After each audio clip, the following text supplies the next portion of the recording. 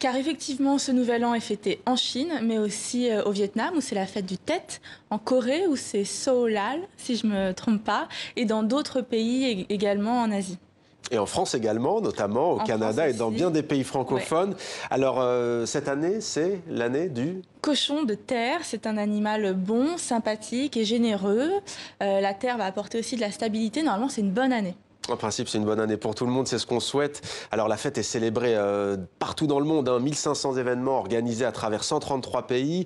Vous avez décidé d'ailleurs dans ce nouveau numéro, le numéro 9, de nous emmener aux quatre coins du monde avec un tour du monde des Chinatown. Oui, effectivement, car les diasporas chinoises ou asiatiques au sens large se sont implantées un petit peu partout. Alors, il y en a qui sont... Alors, il y a même un Chinatown au Japon. On voit la carte. Ouais. Voilà, il y a un Chinatown à Vancouver, à San Francisco, New York, Londres, Manchester, et puis il y en a plein d'autres, mais on s'est déjà concentré sur cela. Et c'est là donc qu'on va célébrer aussi le Nouvel An lunaire, qu'on est déjà en train de le célébrer d'ailleurs. Et c'est passionnant parce que vous expliquez bien entendu l'origine, l'établissement de ces communautés asiatiques, notamment chinoises, notamment aux États-Unis à partir du 19e siècle.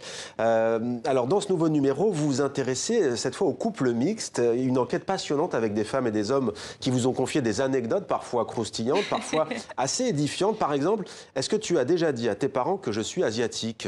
Oui, ça, c'est quelque chose qu'on vous a dit? Non. Enfin, pas à moi. vous, mais en tout cas à votre équipe, ouais. Voilà, c'est vrai que c'est une question parce que bon, quand on dit bah, je vais te présenter Pierre, au fait je sors avec lui depuis 3-4 mois. Ouais. Ah, au fait tu as dit à tes parents que j'étais asiatique. Ah, bah non, j'avais oublié ce détail, mais voilà, parfois il faut le dire et puis parfois il y a des tabous. C'est ce qu'on voit dans cette enquête, que c'est au moment où on rencontre les familles que finalement les différences culturelles émergent un peu plus parce que bah, forcément il y a des éducations différentes et donc on se posait est-ce que j'ai le droit de lui parler de ça? Est-ce que je peux lui demander d'où il vient? Est-ce que je dois lui faire un plat en particulier pour lui faire plaisir? Voilà, on marche un peu sur des œufs. C'est un peu qu'est-ce que j'ai fait au bon Dieu, on va dire.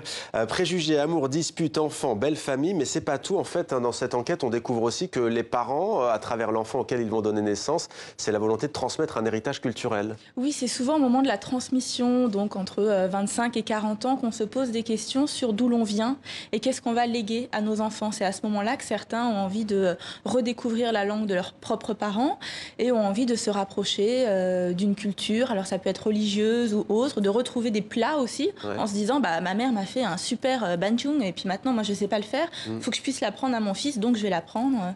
Alors justement, vous avez rencontré le grand chef cuisinier japonais Kei Kobayashi. Il fait partie des 15 chefs parisiens qui comptent 2 étoiles au guide Michelin. Et le titre, c'est franchouillard. Chef franchouillard, pourquoi? Ah bah alors parce que lui, pour un chef japonais, ne cuisine que très peu de plats japonais. Il est fan de cuisine française, c'est ce qu'il fait dans son restaurant Kei. Et il adore aussi la cuisine italienne. Donc moi, j'ai hâte qu'il ouvre également un restaurant italien tenu par un chef japonais à Paris. Je trouve ça assez chouette. Ça peut être pas mal. Et dans ce numéro, vous nous emmenez aussi dans le nord du Vietnam, une région sublime, loin des sentiers battus. C'est vrai que ce n'est pas celle qu'on trouve dans les guides touristiques, dans les montagnes, avec des peuples qui parlent leur langue historique, ancestrale. Oui, alors c'est vrai que c'était pas facile pour faire ce reportage. Heureusement, on a été bien accompagnés. Mais notre journaliste et notre photographe sont allés donc au nord du Vietnam, dans des ethnies assez reculées. C'est 6 heures de voiture, 2 heures de marche, des randonnées très longues. On dort avec les animaux, on prend des douches froides. Mais on est au cœur de ces populations. Et puis, ils ont eu la chance quand même de faire un karaoké avec les Hmong.